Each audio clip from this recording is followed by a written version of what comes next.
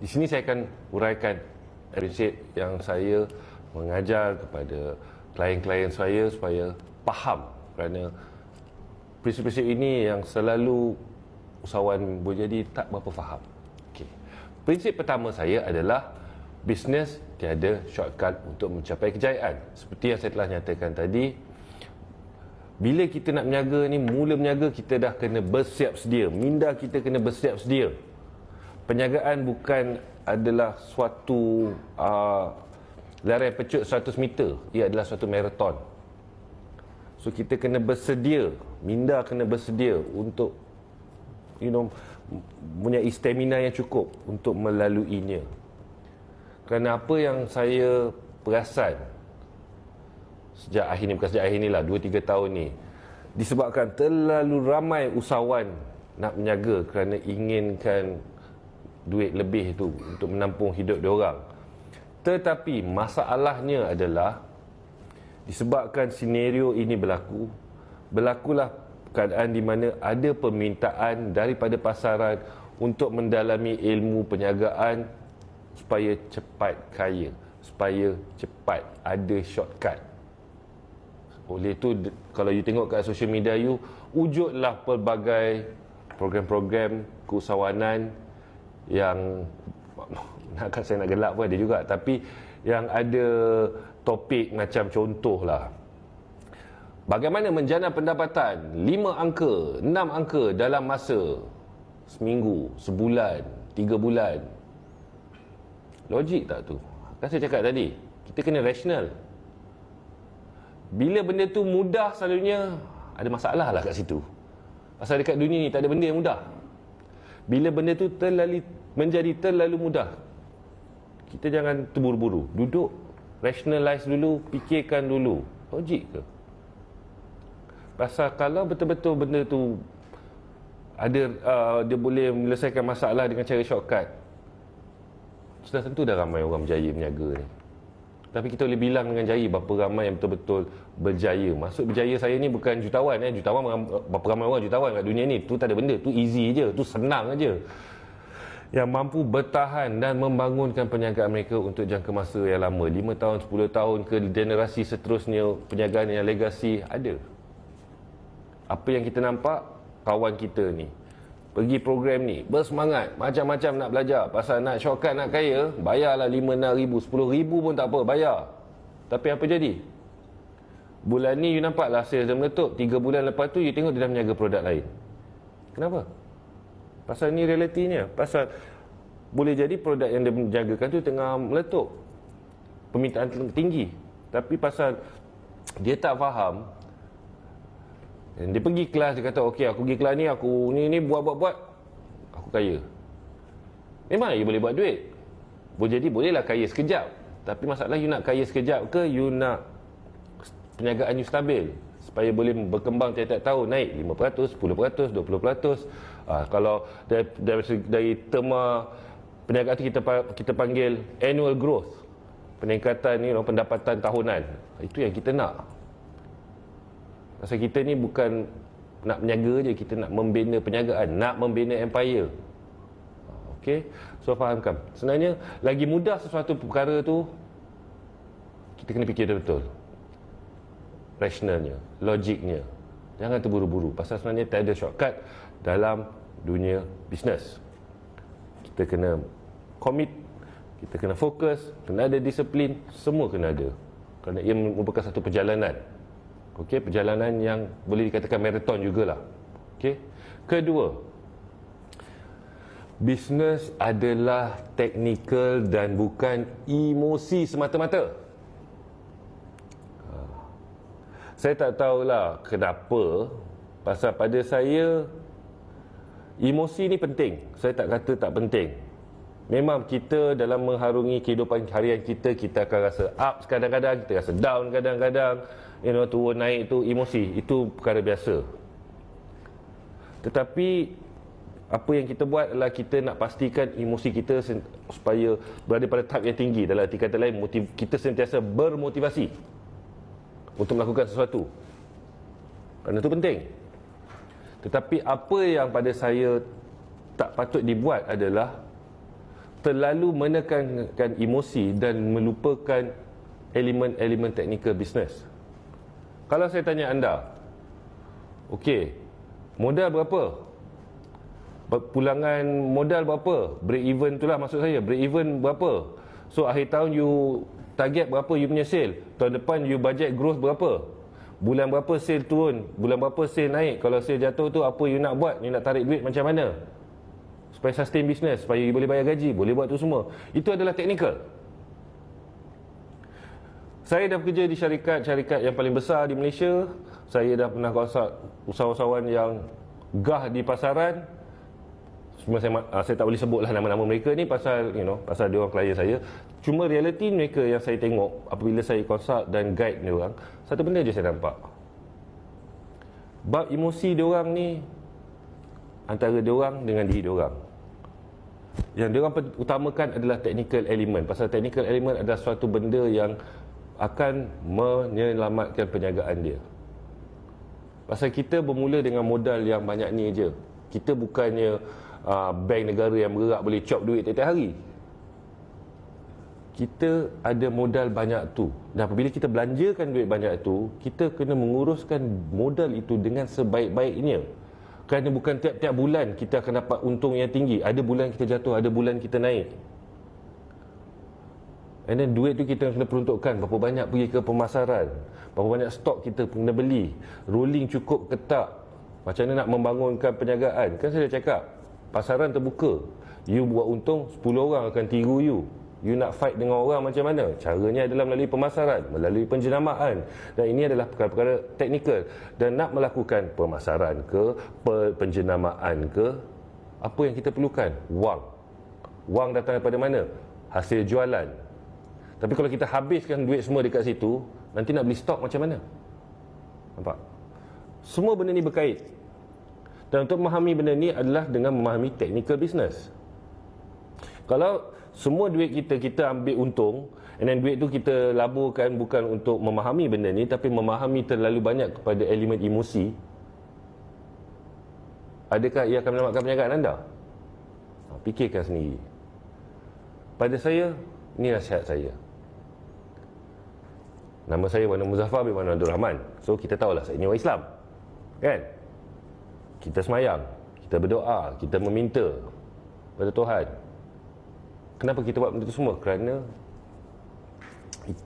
keimanan kita, ketakwaan kita melakukannya kerana kita percaya. Apabila kita percaya dan benar-benar mempraktikkan, memahami apa yang kita lakukan dari segi amalan kita, insya-Allah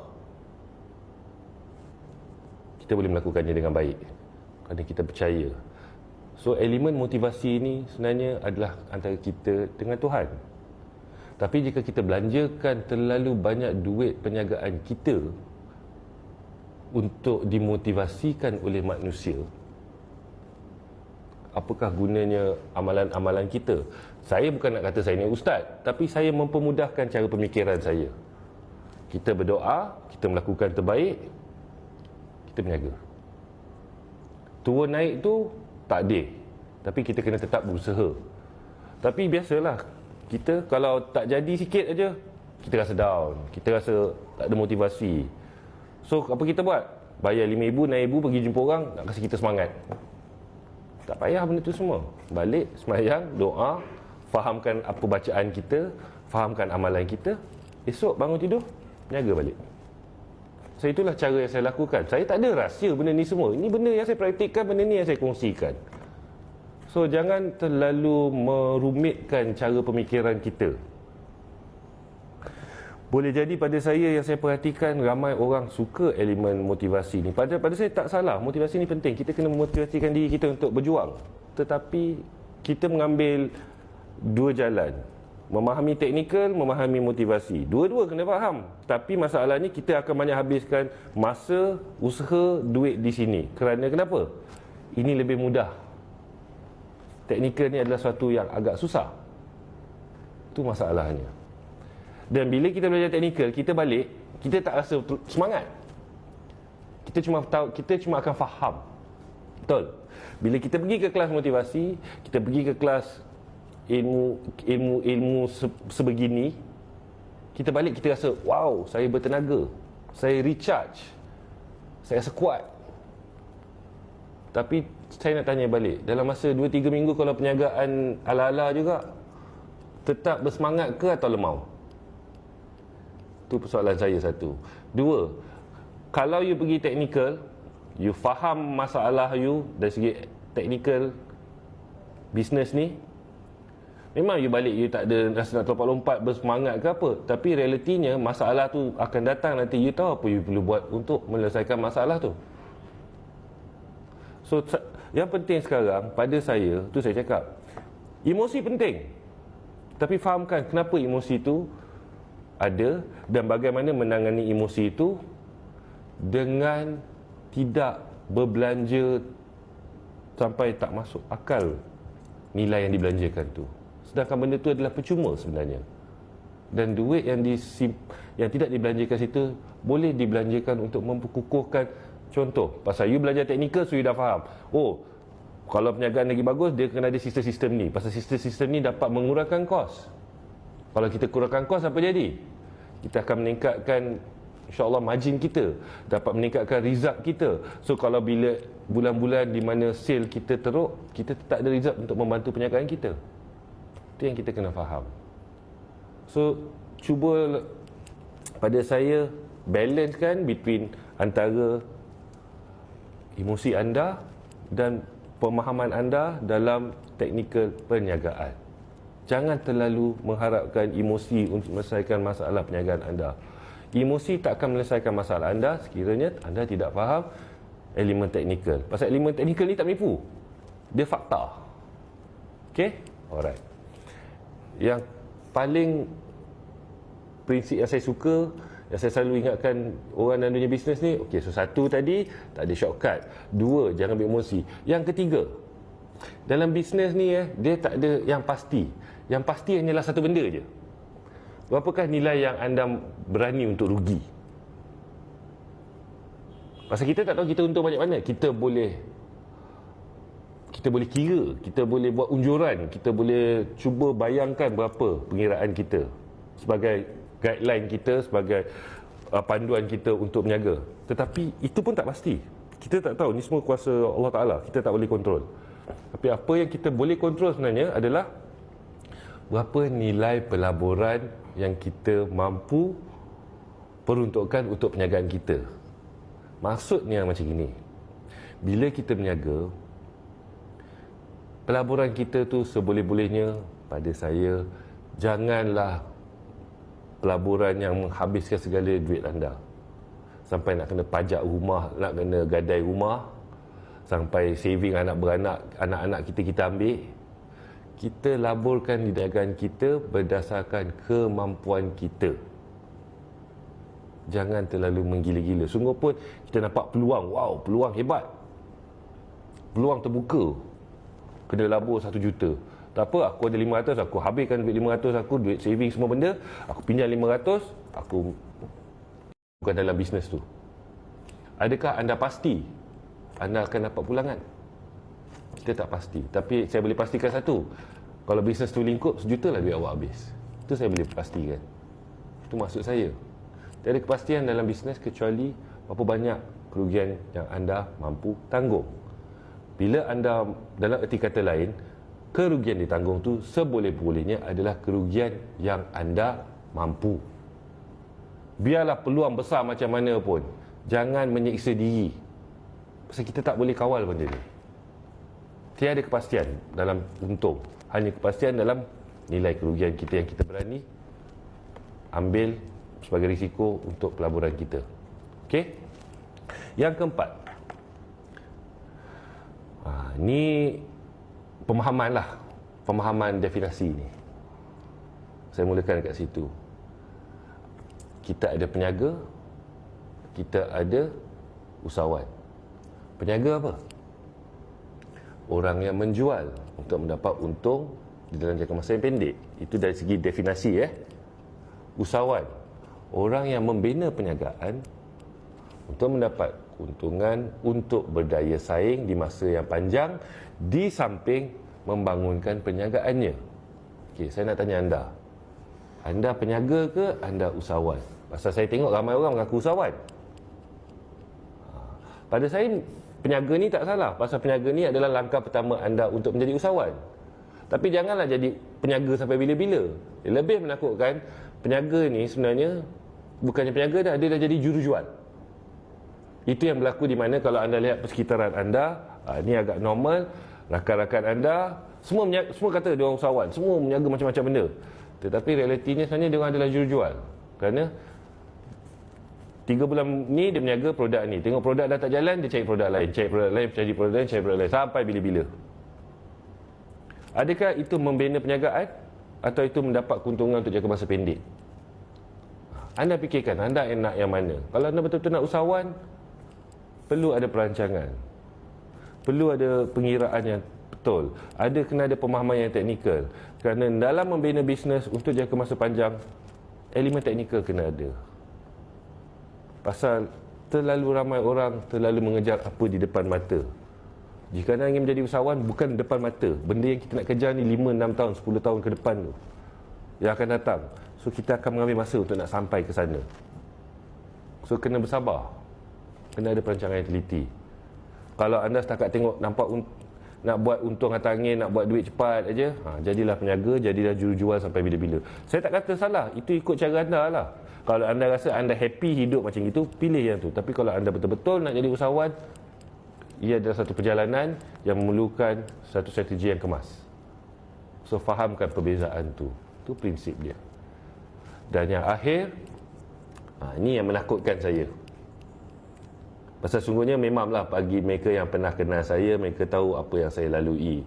Yalah, pada umur 29 pun saya dah mencapai satu tahap di mana jatuh tersungkur lah.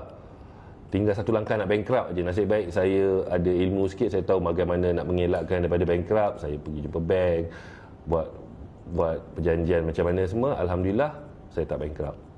Tapi saya dah terduduk, dah tersungkur dah. So kalau orang jumpa saya, selalu dia cakap, oh Cik Wan ni dah berjaya pasal, saya pun tak kata saya berjaya, saya cuma kata diri saya ni Alhamdulillah cukup.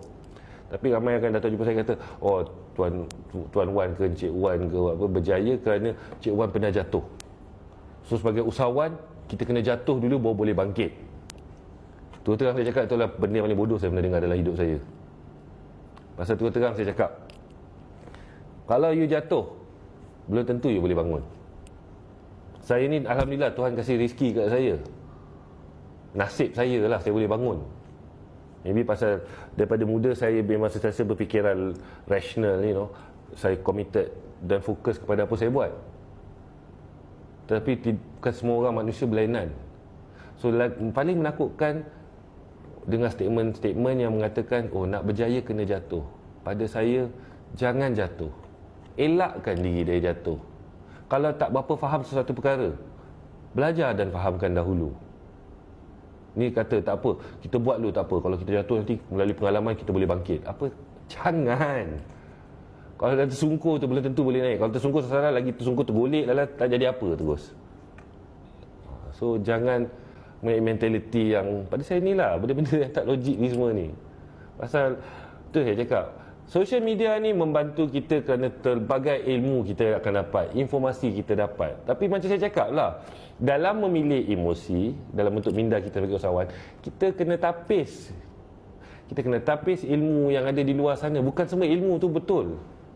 Bukan semua ilmu tu kita boleh ambil untuk diri kita. Kita kena faham apa yang sesuai untuk diri kita. Okey? So, saya rumuskan balik. Ini 5 prinsip sebenarnya. Cubalah fahamkan, cubalah terapkan di dalam hati anda jika anda ingin jadi usahawan. Pertama, tiada shortcut dalam bisnes. No shortcut. 2, bisnes bukan emosi semata-mata. Elemen teknikal sangat penting. Ketiga, dalam dunia bisnes, tiada apa yang pasti. Yang pasti hanyalah berapa nilai yang kita akan rugi. Cuma nilai yang kita akan rugi tu sebolehnya adalah nilai yang kita mampu untuk rugi. Okey? Keempat, terlalu ramai jurujual. So, adakah anda jurujual atau adakah anda usahawan? Pilih mana yang anda rasakan. Jika anda seorang usahawan, fahamkan. Jadi usahawan tu anda akan membina suatu perniagaan yang berdaya saing untuk suatu jangka masa yang panjang. Bukan nak benda sekelip mata. Okey? Kalau anda setakat jujuan nak jadi peniaga, itu lain. So pilih jalan anda, jalan mana yang anda nak. Dan yang akhir sekali, kalau dah jatuh, boleh naik, tak ada benda lah, janganlah. Elakkan daripada jatuh. Fahamkan ilmu-ilmu yang ada di sekitar sebelum kita mengambil keputusan yang terburu-buru.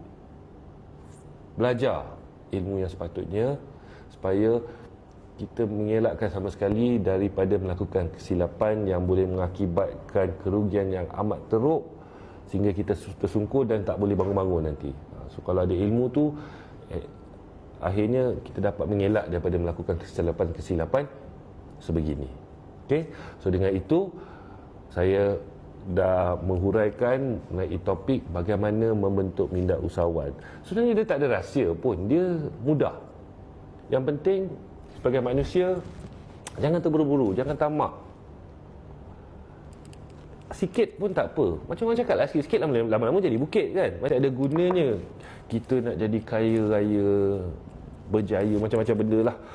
Kalau benda-benda asas ni kita tak ada.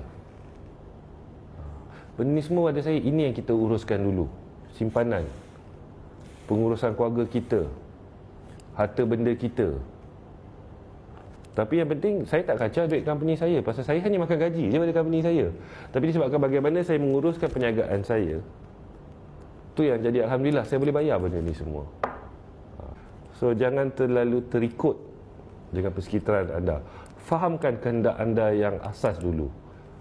Dah ada lebihan tu, kalau ada lebih, Alhamdulillah lah, nak pergi bercuti ke Europe ke, nak pergi mana-mana ke, nak beli benda mahal-mahal lah, itu atas masing-masing. Tapi jangan buat benda-benda semua kerana orang lain buat, kita buat. Kita buat ikut kemampuan kita. Okey?